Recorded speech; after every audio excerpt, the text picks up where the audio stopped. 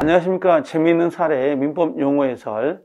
이번 시간에는 우리가 명의신탁이라고 하는 거 있죠. 그 명의신탁 부분을 하나 정리해 드리겠습니다. 자, 우리가 명의신탁이라고 하는 건 어떤 거냐면 부동산 실권리자 명의등기에 관한 법률이 있잖아요. 우리가 그 특별법에 가면 우리가 주택임대차보호법, 상가건물임대차보호법, 담보가 등기에 관한 법률, 그 다음에 집합건물 소유 및 관리에 관한 법률이 있고요. 그다음에 담보 가등기 우리 내용까지 해서 부실법, 부동산 실권리자 명의등기, 그래서 총 5가지 법률이 있는데 가장 마지막으로 배우는 게 이 부동산 실권리자 명의등기에 관한 법률 부실법이라고 해서 보통 명의신탁 이렇게 이야기를 해요. 그래서 그 명의신탁 부분을 하나 좀 정리를 할 건데요.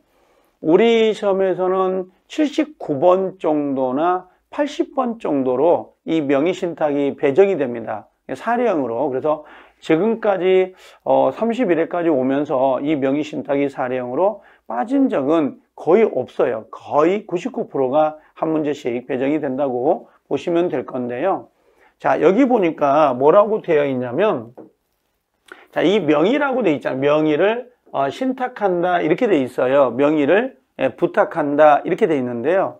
어떤 형태가 있냐면 소유관계를 공시하도록 되어 있는 재산에 대하여 소유자의 명의를 실권리자가 아닌, 실제 소유자가 아닌 다른 사람의 이름으로 해놓는 경우를 말한다 그랬습니다. 그럼 실제 소유자를 우리가 신탁자 이렇게 이야기하고, 그 다음에 명의자, 명의상 소유자가 된 사람을 우리가 수탁자 이렇게 이야기를 하거든요. 자, 그러면 이 명의신탁이 사용되는 것을 우리가 좀 잠깐 정리를 좀 해봅시다. 어떤 경우가 있냐면요. 자, 이런 경우가 있어요. 명의신탁이라고 되어 있습니다. 명의신탁 이렇게요. 명의가 빠졌네요. 명의신탁. 그 명의를 부탁한다라고 하는 건데요. 지금 현재 우리가 지금 21년도 우리가 그 부동산에 대해서 종부세라는 게 있죠. 부동산 종부세라는 게. 그래서 지금 공시지가가 지금 9억인가요? 이렇게 지금 되어 있고, 아마 이 9억이 좀 내려오죠. 가격이 내려오는데, 만약에 나에게 세금이 부과될 수 있어요. 종부세가 나올 수 있거든요. 그러면 여기 집에다가 요 세금이 부과될 수 있다. 세금이, 종부세가. 그러면 이 친구는 자기가 가지고 있는 재산을 다른 사람한테 명의를 신탁해요. 이렇게. 그러면 을이라는 사람에게 요 부동산을 이렇게 이전 등기를 이렇게 해놔버립니다. 이전 등기를 해놔버리면 당연히 을의 입장에서는 당연히 어떻게 돼 있어요? 명의가 올라온 거죠? 그럼 얘를 뭐라고 하냐면 얘를 우리가 신탁자 이렇게 부탁을 하고요. 이 사람을 물건을 보관한다. 요걸 우리가 수탁자 이렇게 이야기를 해요. 그러면 이 신탁자라는 개념은 뭐냐면 물건을 맡기는 사람, 진짜 소유자인데 명의를 누구 앞으로 해놓는 거예요? 수탁자 명의로 되어 있는 거죠. 그럼 내부적으로 소유자는 누구예요? 갑이 되는 것이지 을이 소유자가 아니에요. 이걸 우리가 명의를 한다. 그래서 이걸 명의 신탁한다 이렇게 이야기합니다. 그럼 명의신탁은 실질적으로는 세금을 포탈할 목적인 거잖아요. 세금을 포탈할 목적이기 때문에 당연히 명의신탁은 유효가 있어요, 무효가 있어요. 원칙이 얘는 뭐예요? 원칙은 무효로 한다 이렇게 돼 있어요. 이건 효력이 없어요. 그러면 당연히 요 부동산은 무효니까 다시 돌아가야 되겠죠. 요게 이렇게 돌아갑니다. 이 명의신탁은 반사의 질서인 불법 원인급여가 적용되는 게 아니에요. 그래서 명의신탁은 강행법규에 위반됐기 때문에 돌아가는 게 원칙인데요. 이 명의신탁이 유효인 경우가 있어요. 원칙이 유효인데 예외라고 할까요? 예외로 유효인 경우가 있는데요. 이 명의신탁이 유효인 것은 첫 번째는 어떤 경우가 있냐면요. 우리가 상호 명의신탁이라는 것도 있지만 첫 번째는 요 신탁법에 의한 신탁이 있어요. 그럼 요것은 유효가 되고요. 그 다음에 두 번째로는 상호 우리가 명의신탁 이런 게 있죠. 이게 상호 명의신탁 구분소유적 공유라고 해서 간혹 배워요. 우리 공유 파트에서 보면 구분소유적 공유, 상호, 명의신탁. 요건 유효이고요. 그 다음에 세 번째로는 우리가 종중 있잖아요. 종중간, 네 번째 배우자간이 있어요. 배우자. 그러면 종중이나 배우자는 원칙적으로는 명의신탁이 적용돼서 세금을 포탈할 목적으로 명의신탁을 한다면 무효로 취급을 합니다. 근데 종중 간의 명의신탁이나 배우자 간의 명의신탁은 세금 포탈 혐의가 없다면 유효로 취급을 하기도 해요. 그래서 이때 배우자는 당연히 뭐예요? 법률혼을 의미하는 것이지 사실혼 관계는 명의신탁은 무조건 무효가 됩니다. 그래서 요건 예외적으로 유효로 가는 경우가 있으면 이건 세금 포탈은 없어야 돼요. 여긴요. 그래서 이런 건 유효다. 이렇게 보시면 돼요. 근데 이 명의신탁의 관계가 여기서는 아직 용어이기 때문에 좀 깊이 나가면 안 되는데 세 가지 형태가 있어요. 하나, 둘, 세 가지가 있는데요. 가장 명의신탁이 들어온 게 이자간 명의신탁, 이자간 명의신탁이 가장 대표적이죠. 요게요. 그래서 아까 제가 이야기했던 것처럼 갑이 자기 부동산을 을이란 사람에게 요 명의를 신탁하는 경우 있죠. 요 둘 간의 관계를 나타내는 것. 이걸 우리가 이자간 명의신탁 이렇게 이야기를 해요. 그래서 이게 가장 기본이 되는 명의신탁이고요. 두 번째는 중간생략형이라 그랬어요. 중간 생략형 명의신탁이라고 하는 게 있어요. 여기 중간생략형 명의신탁, 요게 두 번째인데요. 어떤 케이스냐면 갑이란 사람과 을 간에 매매를 했어요. 요 집을 매매를 했는데요. 만약에 을이라는 사람이 이 부동산의 등기를 가져오면 아무래도 세금이 많아질 것 같아요. 그래서 을이라는 사람이 누구하고요? 요 병이라는 사람하고 명의신탁을 해요. 그래서 요 갑한테 부탁을 해가지고 등기를 가져와요. 갑에 있는 등기를 누구 앞으로? 요 을 앞으로 명의를 가져오는 거죠. 그럼 원래는 갑에서 을로 넘어가야 되고 원래 그러고 나서 병으로 넘어가야 되는데 갑에서 다이렉트로 병으로 넘어가는 거예요. 이런 식으로. 그럼 이걸 중간을 생략한 명의신탁이라고 해서 생략 명의신탁이라 그래요. 그럼 이것도 당연히 무효가 되는 거예요.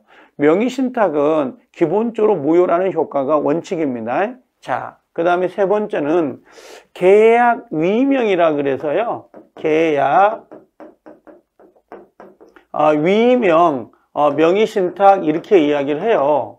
그럼 계약 위명 명의신탁은 어떤 거냐면 자, 갑이란 사람이 있고요. 갑이 있고 그 다음에 여기가 을이 있는데요. 원래 병이란 사람의 요 부동산이 하나 있었나 봐요.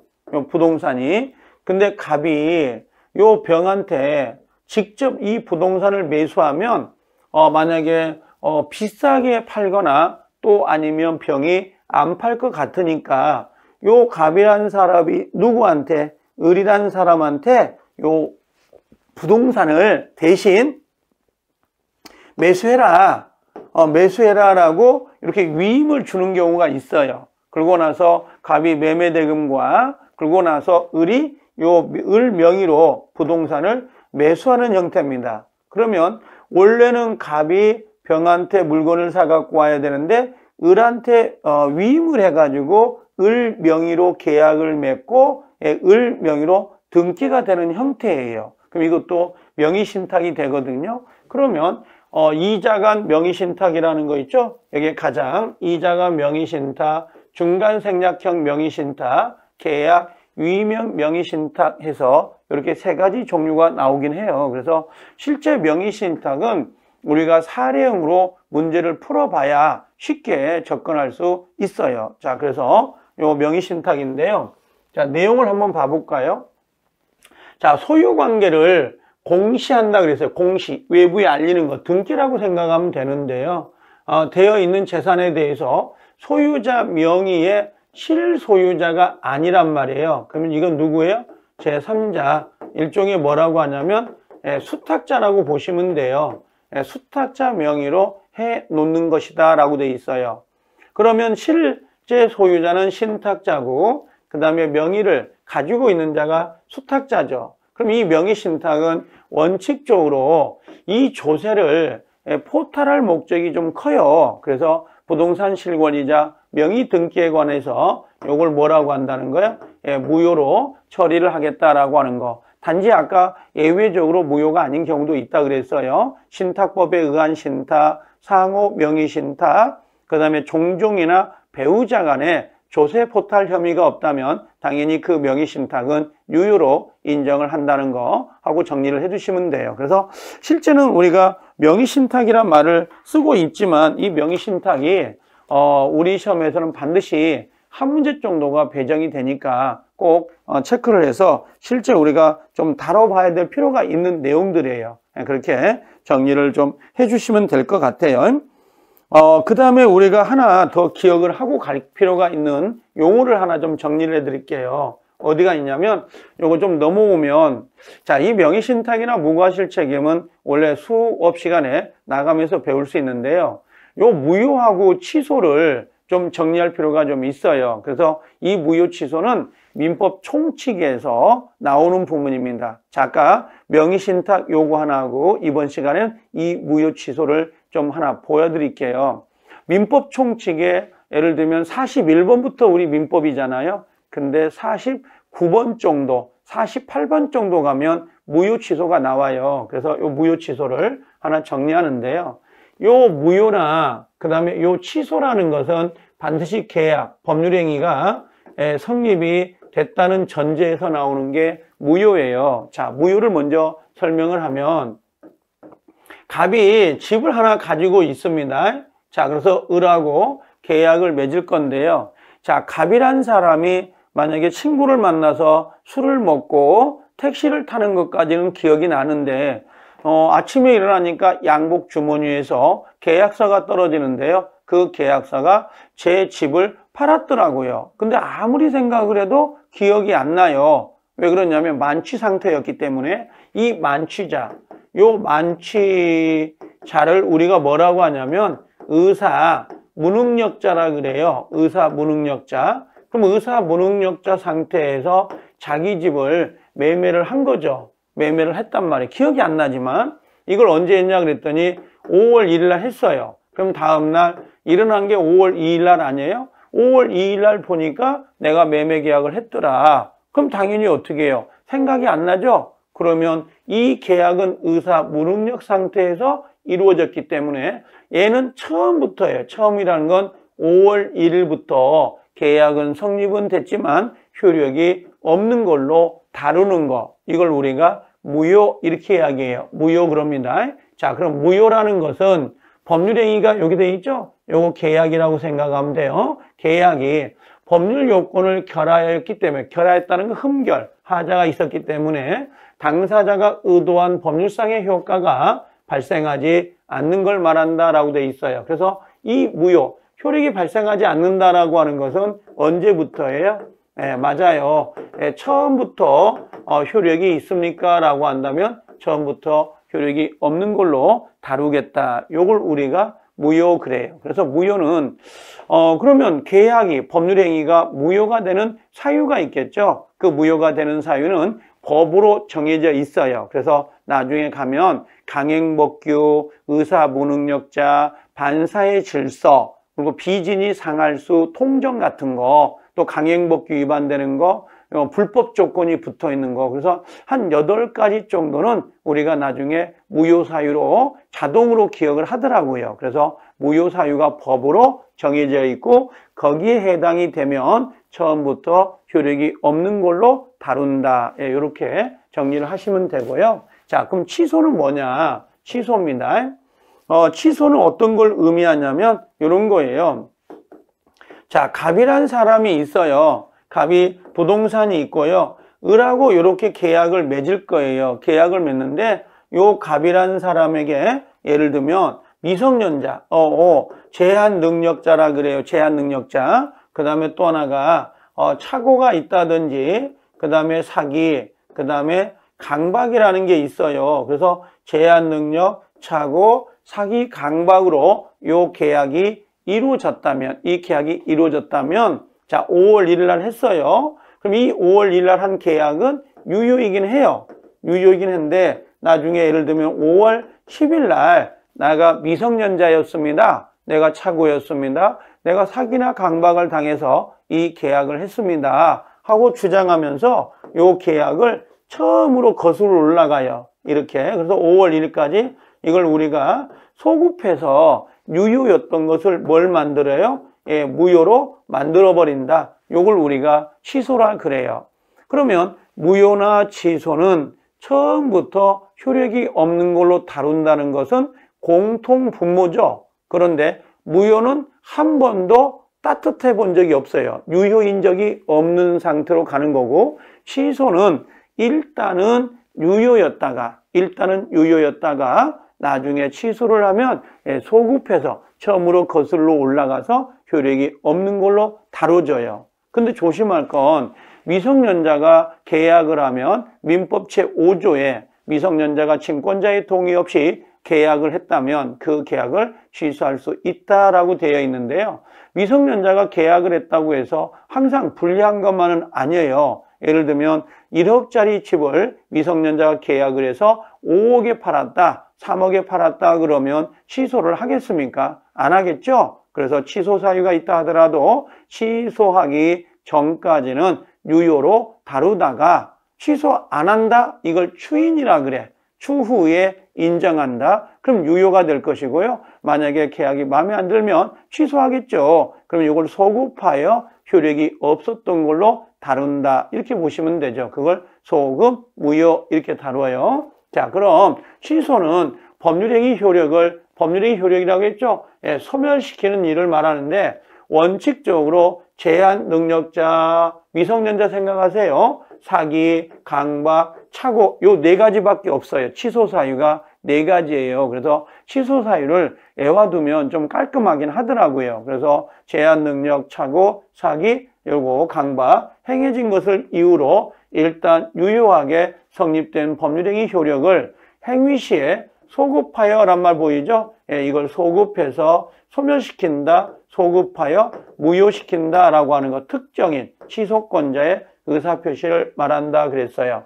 그러면 무효는 처음부터 효력이 없는 걸로 다루는 거고, 취소는 일단 유효였다가 취소가 되면 소급해서 효력을 없앤다. 예, 이렇게 정리를 하시면 될 것 같아요. 그래서 무효, 취소하고 나오는 건데요. 무효 사유와 취소 사유는 당사자가 약속에 의해서 정해지는 게 아니에요. 이건 법으로 아예 요건 무효예요, 요건 취소예요 하고 정해져 있단 말이에요. 그래서 이번 요건 해설 이 시간에는 취소 사유 4개만 좀 외워주셔도 괜찮아요. 무효하고 취소를 구별할 수 있고, 취소 사유에 제한 능력, 착오, 사기, 강박이 있다는 거, 예, 그 정도만 하나 정리해 주십사고 부탁을 드립니다. 아셨죠? 자, 그래서 이번 시간에는 명의신탁하고 부동산 실권리자 명의신탁, 그다음 두 번째 무효와 취소를 구별해 드렸습니다.